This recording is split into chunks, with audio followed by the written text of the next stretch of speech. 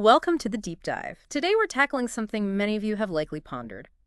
What really goes on, in the world of men's sexual desires and fantasies? Yeah, it's a big topic. We're going to be sifting through the insights offered in Ann Hooper's book, XXX Sex Tonight. It's a fascinating area, and let's be honest, understanding the intricacies of a partner's intimate world can sometimes feel like trying to, well, decipher a secret code. Definitely. Your curiosity and drive to connect more deeply are exactly why we're diving into this material. Absolutely. Ann Hooper's book promises to reveal intimate sex secrets to keep him wanting more. So our goal in this deep dive is really to extract the most valuable nuggets about male sexual psychology, their desires, those often unspoken fantasies. Like a cheat sheet, maybe? Kind of. Think of it as getting the cheat sheet for a richer, more connected, intimate life. So let's get right to it. Okay. So the book kicks off by looking at a kind of classic idea about how men have historically viewed women. This supposed internal conflict, between seeing a woman as either a wife or mistress, Madonna or whore. That old chestnut. Exactly. And the question it poses is whether one person can actually be both. What's your initial reaction to that framing? Well, it immediately flags a central tension, doesn't it? The suggestion that male desire can be kind of compartmentalized.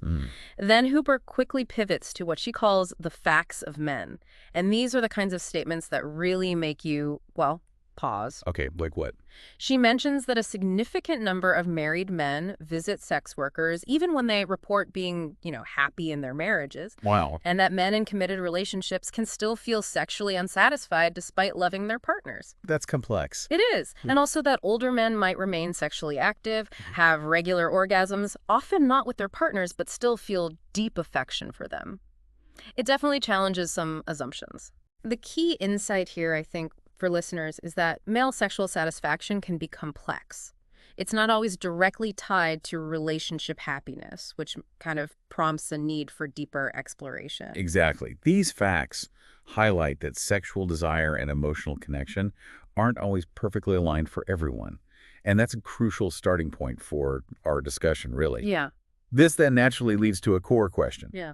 If you manage to uncover what your partner truly desires, and maybe you act on it, does that guarantee a stronger, lasting attraction? Or could it backfire? Or could there be unforeseen downsides? Yeah. That's the big question we all want the answer to, right? Yeah. Hooper's approach leans heavily on the power of open communication. Talking about it. Yes, specifically suggesting that taking a sex history through conversation is key.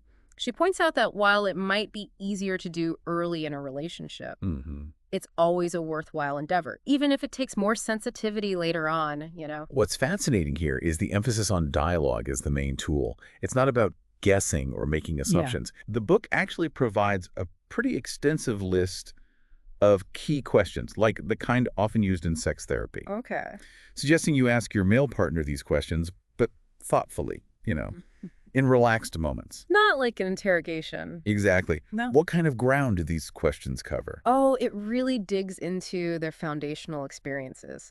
Things like their parents' background, their social class, religion, culture. The context. Yeah, their parents' overall moral attitudes, how they viewed playfulness, and the hidden messages they absorbed from their parents growing up. Ah, the unspoken stuff. And how they perceive those influence them. It's about understanding the bedrock of their beliefs. So the key insight there is really that understanding their upbringing can reveal these deep-seated attitudes about sex and relationships. Absolutely. It's about tracing the origins of their perspectives on intimacy. And the questioning goes quite a bit further, doesn't it? It does. It moves into their personal sexual timeline. Their earliest sexual memories, like when they first had a wet dream, their earliest memory of innocent, sensual touch, their first sexual thoughts and dreams. Wow, really going back. Yeah. What they learned about sex from friends at school, their first experience with masturbation and how they reacted to it, Right. and their very first sexual fantasies, even encouraging you to ask for specifics if they can recall them. So these questions aim to uncover the timeline of their sexual development and self-discovery, how they first encountered and processed sexual feelings, that kind of thing. Exactly. It's about understanding how they first encountered and processed sexual feelings and information. These are really about piecing together the narrative of their sexual awakening, how they started to understand their own desires. And the exploration continues even further, right? into relationship history. Exactly. It asks about their first romantic or sexual interest in someone, their first experience of intercourse, any humiliating sexual experiences they might have gone through. Oof, tricky ground there. Yeah, need sensitivity. And a really insightful one. What occasion stands out when sex was exceptionally good? And what were the potent ingredients that made it so memorable? Focusing on the positive, too. Yes. It's not just about the negative or the neutral. It's identifying those peak positive experiences, understanding what has been pleasurable for them in the past. That can offer valuable clues about current desires. Makes sense. The line of questioning then shifts to their present-day perspectives, right? Precisely. Understanding past positive experiences can illuminate current desires, help you maybe recreate satisfying moments. And yes, the conversation moves to their current perspectives, Like what? asking what kind of sex they would want with absolutely no limitations. The fantasy wish list. Kind of, what their current adult fantasies are, and whether they actually want those to become reality, Mm-hmm. and specifically how a partner might fit into those fantasy scenarios. Finally, it touches on their experiences in past sexual relationships. It's a truly comprehensive exploration. It is remarkably thorough.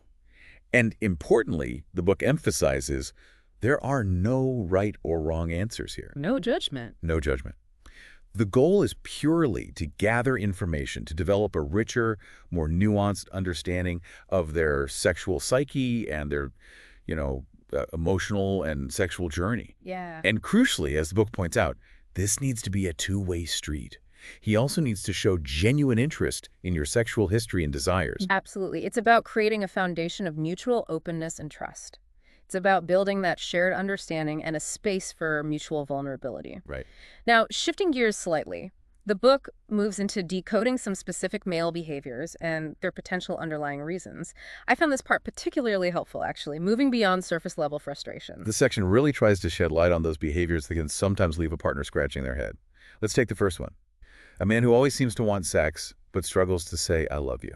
A classic, maybe. Perhaps. What's the book's take on the potential drivers behind this? Hooper suggests that this might stem from an underlying anxiety about expressing vulnerability, maybe, or a confusion between physical intimacy and emotional intimacy. Okay. He might deeply crave reassurance of love, but struggles with verbalizing those feelings. Maybe he comes from a background where emotions weren't openly expressed. So for him, initiating sex might be his way of seeking connection. Or offering it, yeah. The suggested approach is to gently acknowledge his affection while also expressing your own need for verbal affirmation.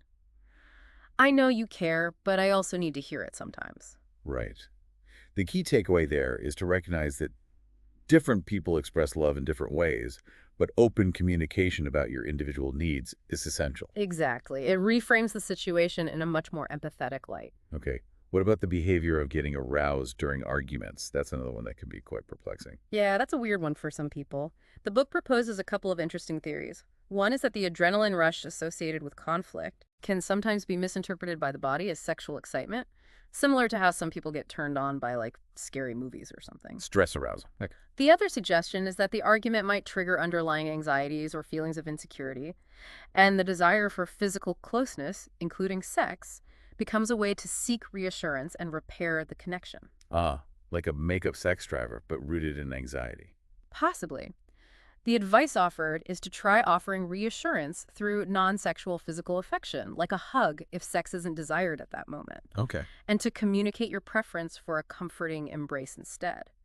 The key insight is that this behavior might not be about the argument itself, but about an underlying need for connection, or maybe just a physiological response to stress. That's a valuable perspective. It encourages a response rooted in understanding the potential need rather than just the surface behavior. Okay, next one. When a man insists on following the same sexual routine every single time. The rut. Yeah. Yeah. What's the potential reasoning behind that? Hooper suggests that once a man finds a sexual pattern that is reliably pleasurable for both himself and his partner, he might become resistant to deviating from it. Doesn't want to mess up a good thing. Potentially. He might view suggestions for change as criticism of his established approach. Okay. The advice here is to appeal to his logical side, maybe explore any underlying fears he might have about trying new things, fear of failure maybe, fear of not pleasing you, and to propose gradual steps towards introducing variety. Frame it as a mutual exploration of new possibilities, not a critique. Chambly does it. Yeah. The key takeaway is that resistance to change might not be about a lack of desire for new things, but rather a sense of comfort or fear of disrupting a positive dynamic. That makes perfect sense. Small, incremental changes can often be less threatening than a complete upheaval. Finally, the book touches on emotional withdrawal after sex. The pulling away. Yes. What are some of the potential explanations for this? The book offers a few possibilities. He might be feeling emotionally vulnerable after the intimacy of sex and just need a moment of personal space to process those feelings. Okay, needing to recenter. Or alternatively, he might be internally reviewing the encounter, wondering if he met your needs or if there was anything you seemed displeased with. Performance anxiety after the fact. Could be. Open communication is key here to understand what's going on for him in those moments, rather than jumping to negative conclusions like he doesn't care. Right. The key insight is that postcoital withdrawal isn't necessarily a rejection, but could stem from a variety of internal, emotional, or psychological processes. Exactly. Understanding these potential underlying reasons can definitely lead to more productive and empathetic communication. Absolutely. The book then transitions to male turnoffs, which is, equally important information to be aware of. Definitely want to avoid those if you can. So what are a couple of the key things Hooper identifies as significant turnoffs for men? Based on her research, two big ones she highlights are women who are overly critical and women who exhibit squeamishness around sexual topics or activities. Okay. It's crucial to understand the nuances here, though. Let's start with the issue of criticism. What's Yeah. the key message there?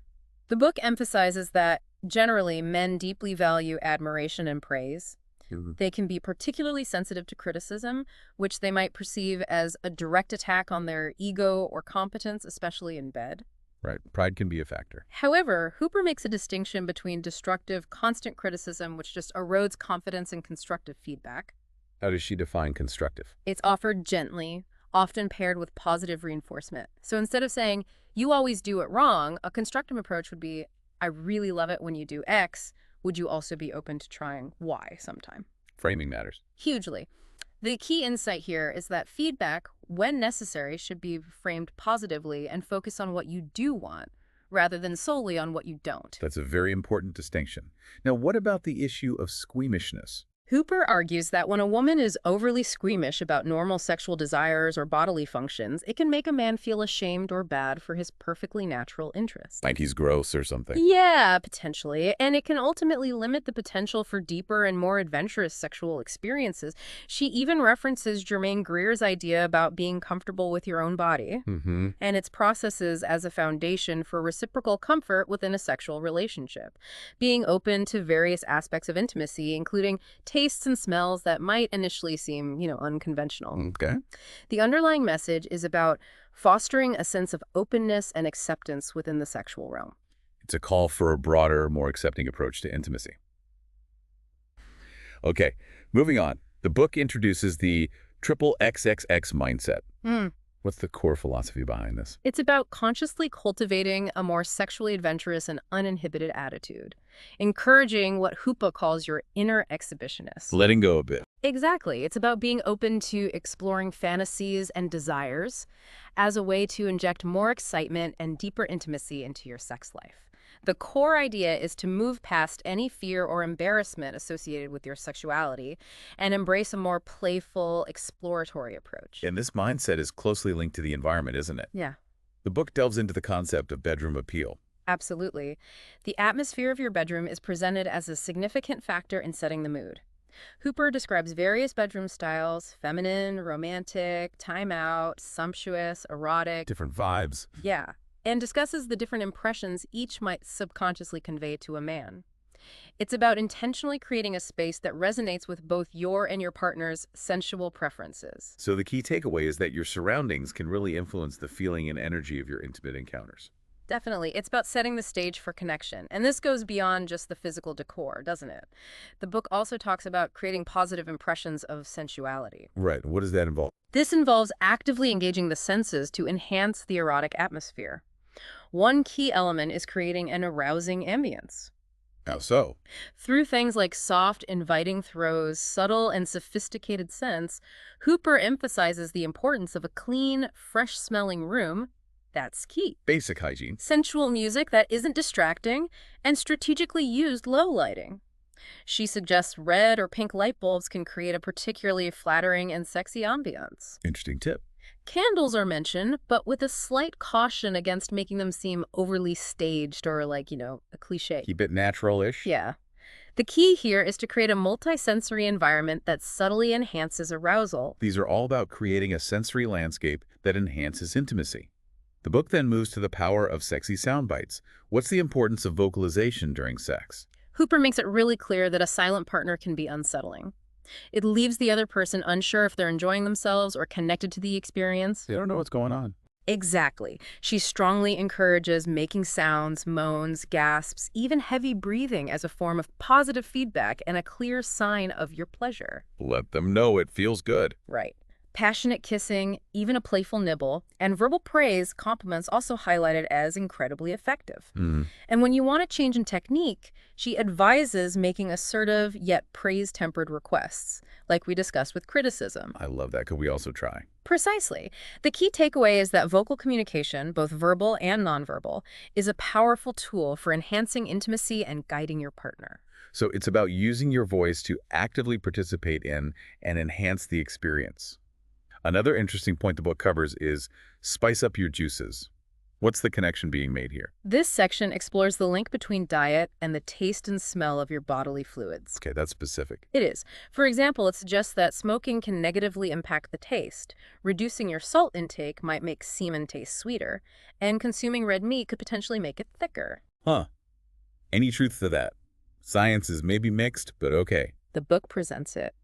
Conversely, it also points out unsexy intake, highlighting the long-term negative effects of tobacco on fertility and erectile function. Well, that's established. Right. The impact of alcohol on testosterone levels and desire, and the fact that certain prescription medications can have side effects that reduce libido. Good things to be aware of. Yeah.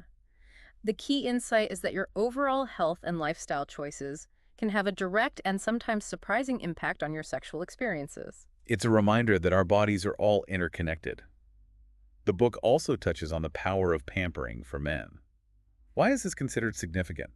Hooper raises an interesting point that men might experience touch deprivation more than we often realize. Really? Yeah, and that offering occasional pampering sessions, a massage, a warm bath, just focused attention can be incredibly pleasurable and emotionally connecting for them. Beyond just sex. Exactly.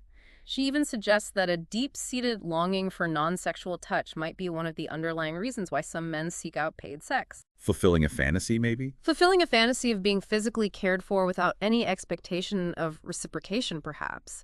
The key takeaway is that physical touch, beyond the explicitly sexual, can be a powerful way to connect and meet a fundamental human need. That's a really insightful point about the potential for unmet needs for touch. Finally, in this pre-sex secret section, the book discusses sex stamina. What are some of the techniques mentioned for both men and women? Okay, for men, it mentions testes toning exercises. What's that? It involves learning to consciously draw the testes upwards, potentially helping to delay ejaculation and prolong pleasure. Like Kegels for men, almost. Kind of related, yeah. There are also male muscle power exercises, specific pelvic floor contractions aimed at improving erectile function and orgasm intensity. Okay. The book also briefly touches on andropause, or male menopause, and its potential impact on potency due to declining testosterone. Right, and for women? For women, it introduces vaginal aerobics exercises involving squeezing and releasing the pelvic floor muscles, Kegels basically, highlighting their benefits for achieving stronger orgasms and enhancing sensation for both partners during intercourse. The key insight here is that actively engaging your physical body through specific exercises can contribute to enhanced sexual experience and endurance for both partners. So it's about proactive steps you can take to improve your physical readiness for intimacy. Okay, moving into the next chapter, linger over loving. The focus shifts to slowing down. Yes, Hooper strongly believes that rushing through sex is a common mistake. It can prevent both partners from fully experiencing pleasure and connection. Take your time. Exactly. She advocates for intentionally taking more time, engaging in more foreplay and afterplay, and generally adopting a more leisurely and playful approach. The key takeaway is that slowing down can actually intensify pleasure and deepen emotional connection. And this is where the concept of a teasing routine comes into play, right? Exactly. This involves a deliberate and sensual exploration of your lover's entire body, paying attention to various erogenous zones. Not just the usual spots. Right. Areas particularly sensitive to sexual stimulation: the navel, behind the knees, shoulder blades, ears, fingers, toes, buttocks, scrotum. All over. Yeah. The book suggests using a variety of touch: licking, gentle nips, soft kisses. The neurological basis for this, Hooper explains, is that stimulating these nerve endings sends powerful, "this feels amazing" signals to the brain, Lighting up the circuits. which in turn can heighten overall arousal and even stimulate the penis indirectly. The key insight is that building arousal through a full-body sensory experience can be incredibly effective. It's about expanding the focus beyond just the genitals. The book also addresses the importance of changing pace during sexual activity. This focuses on techniques for managing the timing of climax. For those looking to prolong intercourse, it's just varying the rhythm and depth of strokes or changing positions. Standard stuff, but useful. Yeah. It also introduces the squeeze technique, where gentle pressure is applied to the underside of the penis just below the head to help delay ejaculation. Heard of that one. The Genmo acupressure point is also mentioned as something some believe can influence orgasm, though the book doesn't specify its exact location. Okay. And for speeding things up. Conversely, for times when you want to heighten arousal and potentially speed things up, it suggests techniques like manual stimulation during woman on top. Getting hands involved. Focusing stimulation on the frenulum, that sensitive bit on the underside of the head, stimulating the P-spot, the prostate, We'll come back to that one. and using a circular motion around the anal entrance, the ring around the moon technique. The key takeaway is that being adaptable and using different techniques can help both partners achieve their desired outcomes regarding climax. So it's about having a repertoire of techniques to either extend or heighten the experience as needed. This naturally leads us to a fascinating and often private aspect: men's sexual fantasies. Hooper emphasizes that fantasy is not only normal but a powerful mental tool, a healthy component of a fulfilling sex life, closely linked to libido and testosterone. So nothing to be ashamed of. Not at all. She acknowledges that some partners might feel hesitant or embarrassed to discuss or explore their fantasies, Understandable. and offers reassurance, along with practical tips for broaching the subject gradually, with open communication and an understanding that not every attempt to act out a fantasy will necessarily be, a roaring success. Manage expectations. Right. The key insight is that embracing and exploring fantasies, even if just in conversation, can significantly enhance intimacy and excitement.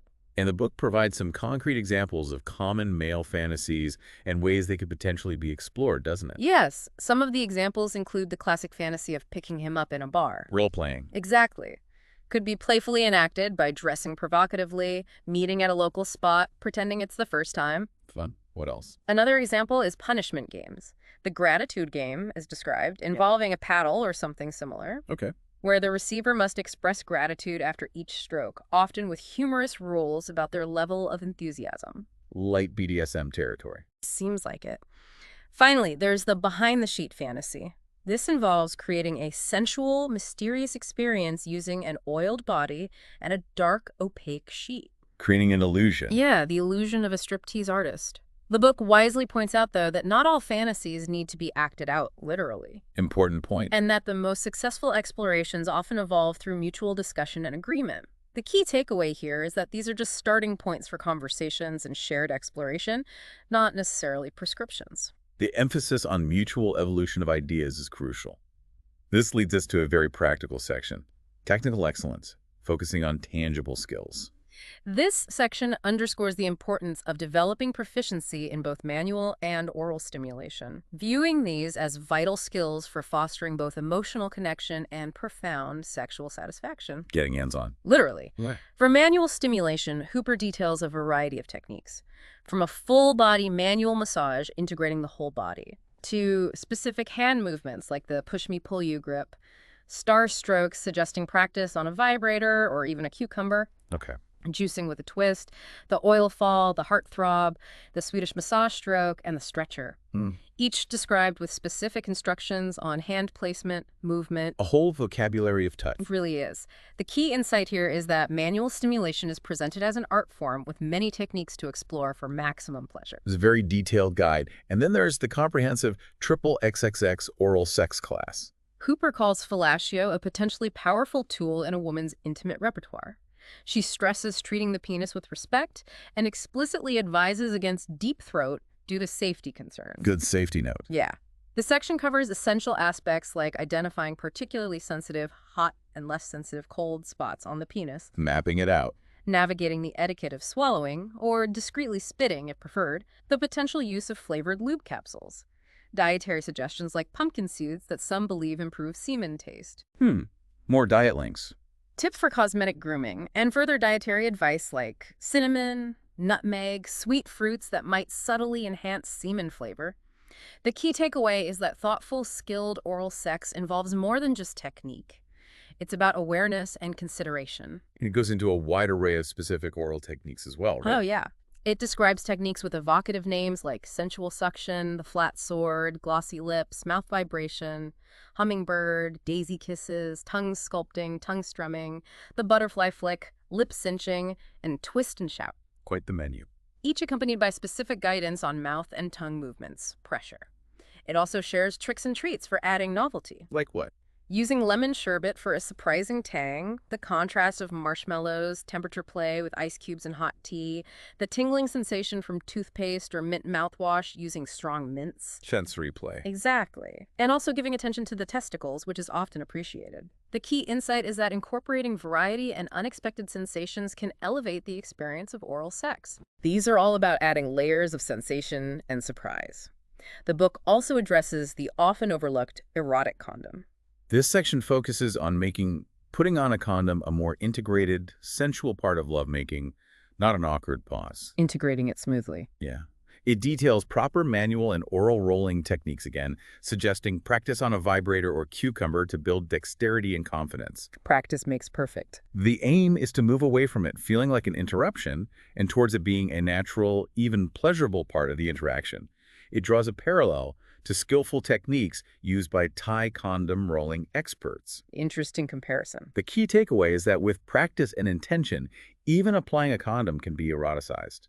Finally, within this technical excellence chapter, the book explores the unexpected, shining a light on the prostate gland, the P-spot. Yes, this is presented as a significant source of pleasure for men that is frequently neglected or, taboo. The section offers guidance on opening up the rosebud, the anal entrance, emphasizing the importance of ensuring your partner is interested and comfortable. Consent and comfort first. Absolutely critical, as well as the necessity of hygiene and ample lubricant. Lube is key. Definitely.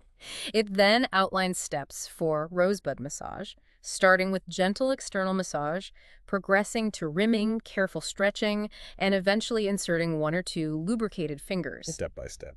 It explains how to locate the P-spot by gently pressing against the front wall of the rectum with a lubricated finger, noting its shared embryonic origins with the female G-spot. The male G-spot equivalent. Essentially. The book also briefly mentions P-spot plugs and anal beads as potential additional stimulants, Accessories. but strongly cautions against moving directly from anal to vaginal intercourse without thorough cleaning.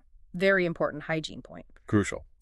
The key insight here is that the prostate gland is a highly sensitive area that can offer intense pleasure when approached with sensitivity, communication, and proper technique. It's about exploring a potentially very pleasurable, but often taboo area with respect and informed technique. The book concludes with a section on injecting unexpected surprises into your relationship. This emphasizes the importance of maintaining excitement and novelty in long-term relationships through small, unpredictable gestures. Keeping it fresh. Yeah, like leaving suggestive notes, subtly altering the grocery list with playful innuendo, or introducing tiny, unexpected changes during lovemaking to break routine. Little things. It highlights the balance between comforting familiarity and exciting novelty, and presents the fur coat game, which sounds intriguing but isn't fully detailed as a particularly impactful example of a surprising sensual encounter. Leave something to the imagination there. It does. The key takeaway is that small, unexpected acts can reignite passion and keep things exciting. It's a reminder that keeping the spark alive often involves a bit of playful unpredictability. So as we conclude this deep dive into Ann Hooper's XX Sex Tonight, the central message seems to be that understanding the landscape of men's sexual desires and fantasies is indeed an ongoing exploration. And it's an exploration that, when approached with open and honest communication, mutual respect, and a willingness to maybe venture beyond your comfort zones, has the potential to lead to significantly deeper intimacy and more fulfilling sexual experiences for both partners involved. Absolutely. The insights we've gleaned from Ann Hooper's book today really serve as a valuable starting point, I think, for your own personal journey of discovery and connection. Which brings us to our final thought for you, our listener.